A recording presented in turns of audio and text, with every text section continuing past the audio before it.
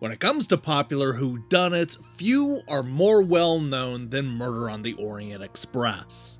This Agatha Christie classic has been adapted to both film and television multiple times, with Hollywood delivering a star-studded rendition as recently as 6 years ago. Now comes the newest video game adaptation, a mostly faithful take on the material that puts you in the shoes of one of the greatest detectives of all time, Hercule Poirot. Interview suspects, gather clues, and crack the case in a fleshed-out retelling that isn't afraid to take a few liberties in modernizing the story. Join me as I hunt for clues in this review of Agatha Christie, Murder on the Orient Express.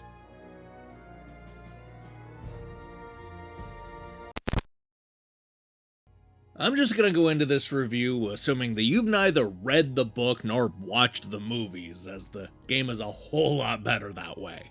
For first-time passengers of the Orient Express, this is one of those classic Poirot mysteries where there's a murder and the world's greatest detective has to step in and crack the case.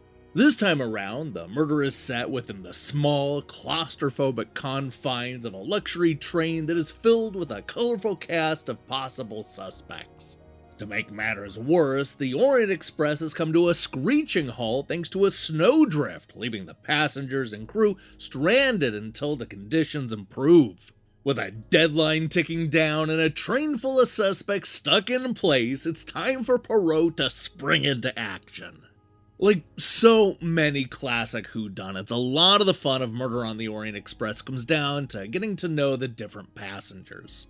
There's the hot-headed former army captain, an eccentric Russian princess, the constantly sick countess, an over-the-top Italian spokesman for a car company, a hard-partying Japanese chef, and of course the put-upon assistant who gets no respect. Each of these characters, along with the rest of the cast, have secrets to be uncovered that may or may not reveal who the real killer is. Now, if you can't tell, I'm dancing around a lot of the finer details. If you've somehow never read the book or seen the movies, then it's worth going in knowing as little as possible. For those of you who are familiar with the story like me, then I'm here to report that the video game adaptation stays pretty close to the source material. It takes a few liberties here and there, but you shouldn't expect a radically different story. The characters, connections, and of course that incredible ending are all in place. Even if you know this story inside and out, there's no getting around that it's a lot of fun to play the great Hercule Poirot. The game does a really good job of making you feel like you're the one figuring out the clues bit by bit, so when you finally get to that big reveal, there's a feeling that you were there every step of the way and can argue the point just as well as Poirot. I was genuinely impressed by how the game teaches you to be observant and always pay attention to the details as they keep coming up in both big and small ways. This also gives the developers an opportunity to throw a lot of fun puzzles at Poirot. Need to talk to that obnoxious car company spokesman? Well, you're gonna have to fix the orange juicer before he'll talk to you. If you don't want to starve, then you're gonna want to help the chefs organize the refrigerator. There's a valet that you're going to need to interrogate, but first you're going to need to weigh a whole bunch of bottles in order to figure out the medicine to give him for a toothache. A lot of these puzzles can be displayed on a single screen, though there are a few that'll have you hunting around the rooms and underground bunkers. What I like is how this game will also take the puzzle solving into the investigations. A good example of this is when you have to piece together a timeline based on the sometimes conflicting stories that we're getting from the different passengers. Speaking of contradictions, you'll sometimes need to combine elements from the different interviews to reach conclusions and suss out who's lying to you. The game actually has a whole mechanic where you confront the liar on their untruths, which ends up being surprisingly satisfying. It's the strength of the puzzle solving that kept me invested in this game. Even as somebody who knew exactly where this story would end, I had a great time helping the cast with their problems and slowly piecing the investigation together. The developers have found the right balance of investigation and puzzle solving, and I wouldn't mind seeing a whole line of Poirot games that use Murder on the Orient Express as their template. Even though this is a story with all kinds of fun twists and turns, I still went into this game wondering how they're going to turn what is essentially a one-location mystery into an adventure game that could last 7 or 8 hours. As it turns out, they were able to do this by adding a second playable character and fleshing out a rather important section of the story. Told through a series of flashbacks, we follow a police officer as she tracks down a kidnapped girl. Beyond just taking us out of the train and giving us a bunch of new locations to investigate, this section eventually connects to the main story in a really big way. Now, it's also worth mentioning that this is not the only time that the developers have taken liberties with the original source material. Without spoiling too much, there's a whole new mystery to solve after the events on the Orient Express wrap up. Once again, this takes you to a new location and gives you more puzzles, more conversations, more intrigue, and maybe even a little action. Sure, it kind of feels like you're putting a hat on top of another hat, especially after experiencing one of the greatest killer reveals of all time, but it was unexpected and gave me something new. I was completely off script. I had no idea where the story was going to go next, which was honestly exciting after so many hours of knowing exactly where the puzzle pieces would land. Best of all, this extended ending lasts another 2 or 3 hours. It's basically a third of the game. While I definitely appreciate the change of scenery, there's just no getting around that a bulk of this game is going to take place in the narrow, confined space of the train. Even though the bar, lounge, dining area, and passenger quarters are nice, it's basically all you're going to see for hours on end. That works fine for a 2-hour movie, but it definitely feels limiting in a much longer video game. If you're not fully invested in the story and investigation, then you're going to feel a bit stir-crazy after being stuck on the train. And it's also not especially challenging.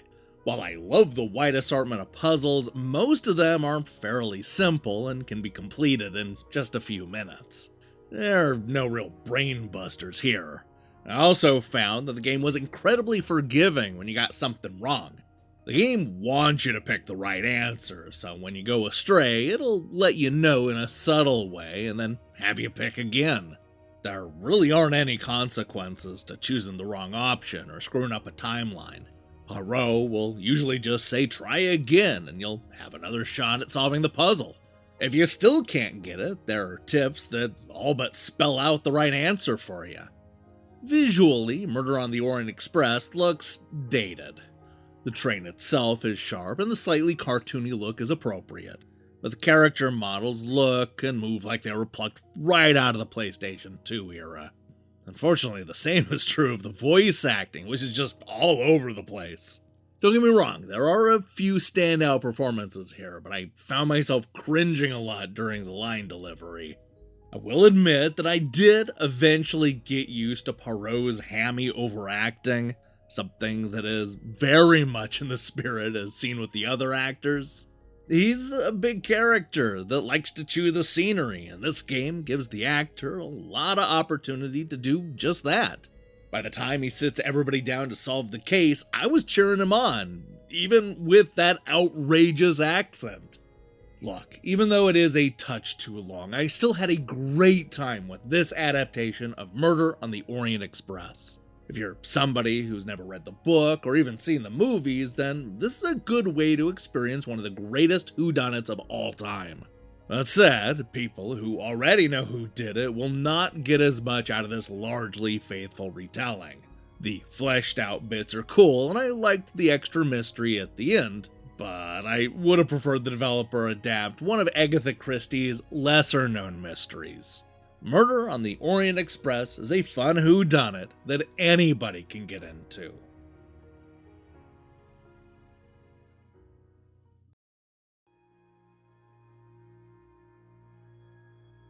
Based on one of Agatha Christie's most beloved and well-known mysteries, Murder on the Orient Express takes the premise and expands on it with a ton of puzzles, lots of intrigue, and a fleshed out story that doesn't end where you might expect.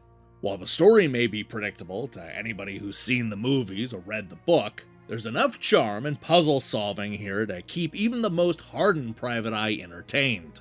Sure, the game does drag a bit and the presentation feels rooted in the past, but this adventure game makes a strong case for why we need more Poirot mysteries on modern consoles. No matter if you're a longtime fan or a first-time passenger, there are enough twists and turns and murder on the Orient Express to keep everybody happy. Hey, thanks for watching our review. If you liked what you saw here, then you should know that we post new reviews and features almost every day. Now, here's the question I have for you. What completely unrelated game franchise would be improved by adding Hercule Poirot? I mean, here's a guy that can solve pretty much every case that gets in his way. And you know, that could be pretty handy to a lot of franchises. I can't wait to see your picks in the comments below. In other news, we'll be back next week with more EGM ranks, more reviews, more Nintendo Switch Online review crew, and, well, more. If that sounds good to you, then I strongly recommend you click that subscribe button and support what we're doing here. Until then,